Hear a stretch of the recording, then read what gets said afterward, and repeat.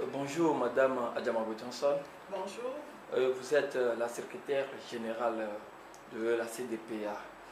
Alors, notre première question à vous ce jour, vous êtes l'unique femme à la tête d'un parti politique au Togo.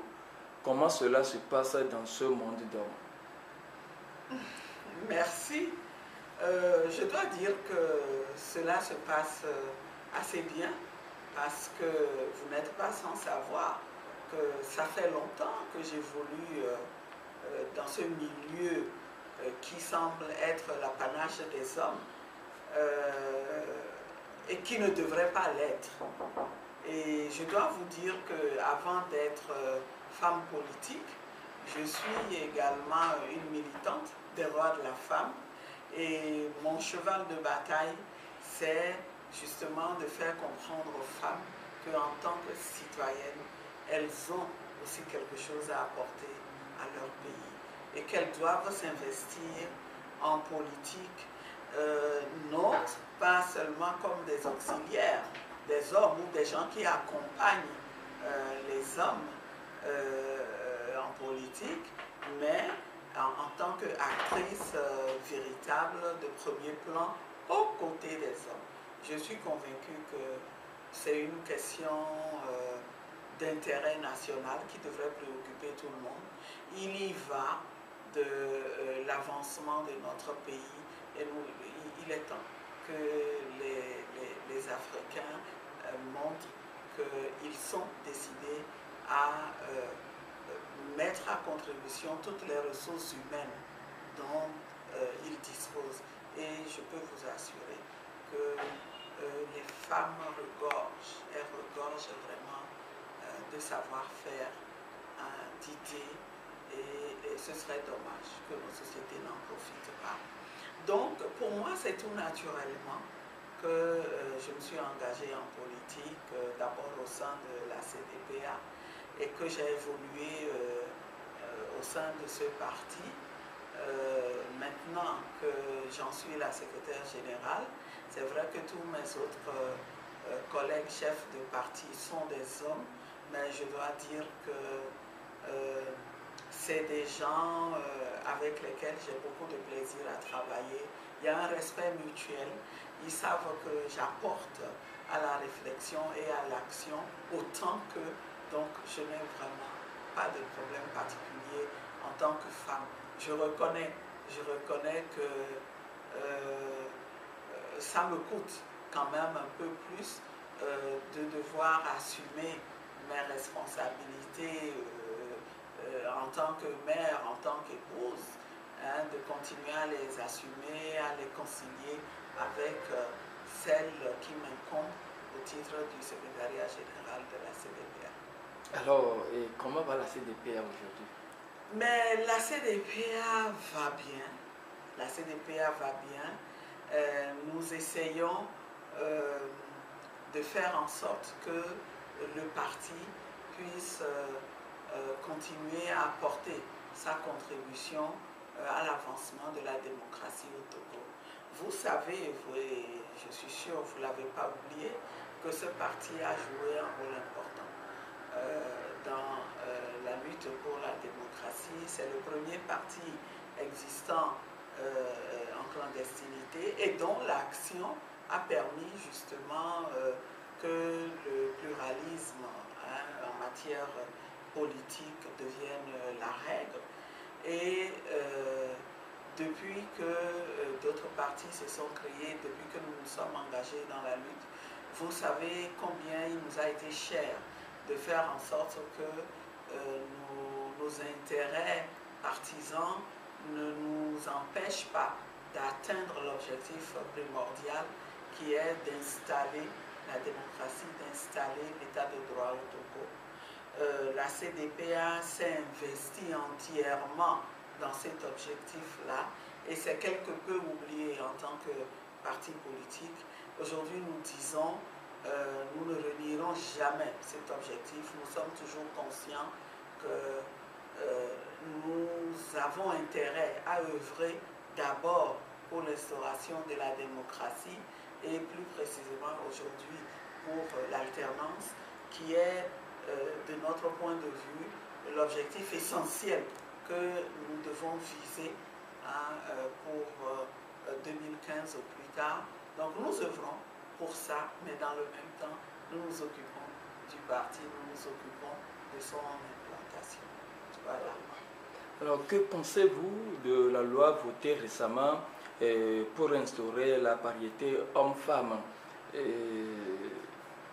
De votre point de vue de femme, est-ce que cela peut être possible ici au Togo, et aussi la loi votée pour modifier le code de la presse?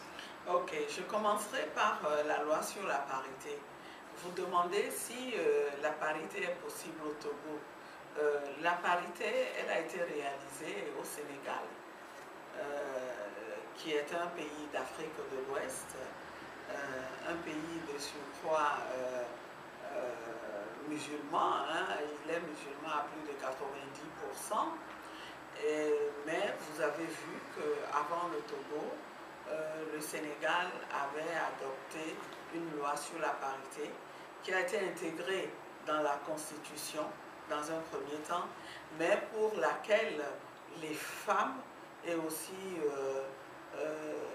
la classe politique avec le pouvoir ont travaillé pour que cette parité prenne corps. Et nous avons vu comment lors des dernières élections législatives et locales, les partis ont tous joué le jeu de la parité en présentant des listes à composition paritaire entre hommes et femmes. C'est une bonne chose en soi, et pour quelqu'un qui a milité en faveur de cette parité, je ne peux qu'approuver le principe. Nous avons, les femmes africaines, ont demandé cette parité-là, et le temps serait trop court pour que je vous fasse la genèse de la parité, mais je vous dirais que lorsqu'il s'est agi de mettre en place un protocole à la Charte africaine des droits de l'homme et des peuples relatif aux droits des femmes en Afrique, les femmes africaines, parmi lesquelles des Togolaises, y compris moi-même, nous avions pensé qu'il était temps de saisir l'opportunité de ce cadre juridique africain pour faire inscrire dans ce protocole-là le principe de la parité. Nous nous sommes battus pour qu'il soit accepté, et il figure aujourd'hui à l'article 9. Et la seule existence de ce principe dans le protocole fait obligation à tous les partis l'ayant ratifié, et donc au Togo d'intégrer la parité dans son arsenal juridique national.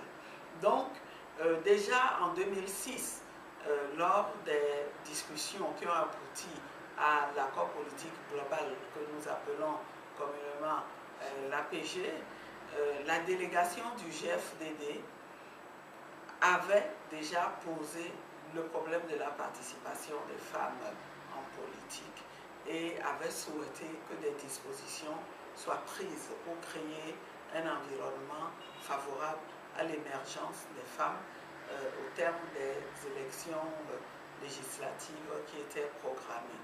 Nous avons été déçus par l'application qui a été faite de cette clause que contenait l'APG.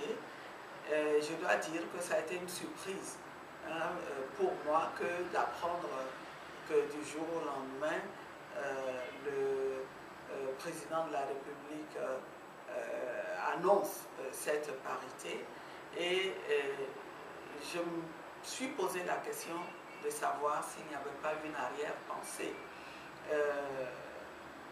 Mais comme je l'ai dit tantôt, on ne peut qu'approuver la chose dans son principe. Mais il faut être franc pour reconnaître que au moment où cette parité était annoncée, on ne pouvait pas espérer qu'elle puisse être mise en œuvre au cours d'échéances électorales qui étaient annoncées déjà à l'époque pour le mois de mars. Il faut compter avec le facteur temps. C'est bien qu'il y ait une volonté politique hein, si tant est qu'on peut considérer que l'annonce de la parité coïncidait vraiment avec une volonté politique, mais au-delà de la volonté politique, il faut compter avec le facteur temps. Ça ne se décrète pas. Une fois qu'on l'a adopté, il faut prendre des mesures, il faut préparer les populations, il faut préparer les femmes. Et s'agissant du contexte du Togo, j'ai eu déjà à le dire dans des interviews accordées à certains de vos confrères, que dans le contexte particulier du Togo, il aurait fallu que cette parité soit annoncée comme résultat d'un dialogue, comme un consensus au sein de toute la classe politique, parce que l'application devra obtenir l'approbation de toute la classe politique. Mais au total, je n'ai pas été surprise quand j'ai observé qu'il y a eu un recul.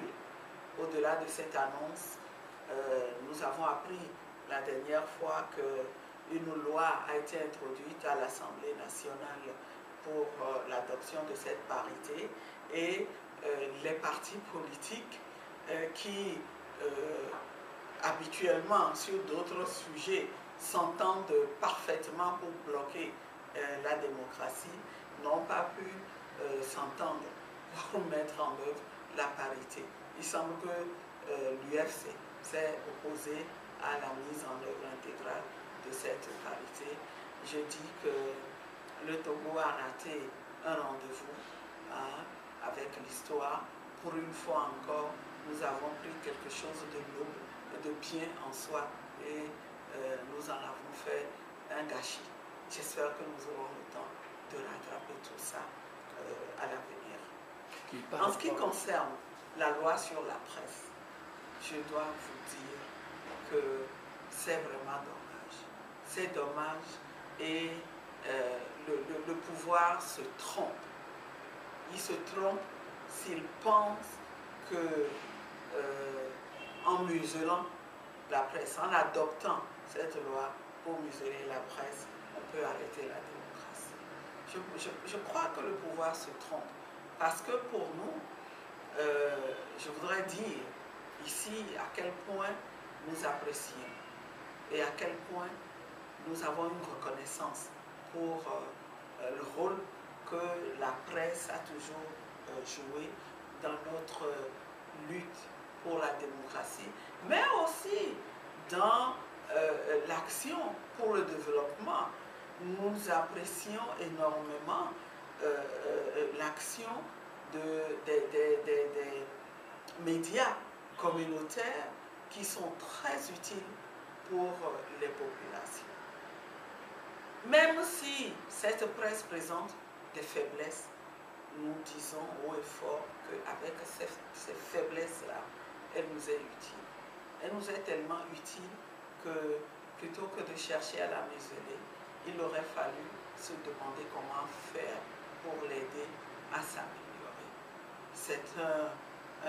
Les acteurs médiatiques ont une place et un rôle incontournable dans notre société. Est-ce que la CDP a fait sortir un communiqué par rapport à cette loi? Bien sûr, nous avons sorti un communiqué à la veille de l'adoption pour dire attention, ne faites pas. Ce que vous êtes en train de faire n'est pas acceptable, surtout que ça va à l'encontre de notre Constitution. On ne peut pas. Aucun parti politique aujourd'hui. Vous voyez, il y a parfois des comportements qui sont anachroniques. Qu'on le veuille ou pas, on n'arrêtera pas le mouvement de la liberté de presse. Aujourd'hui, le droit à l'information est quelque chose de capital pour les populations.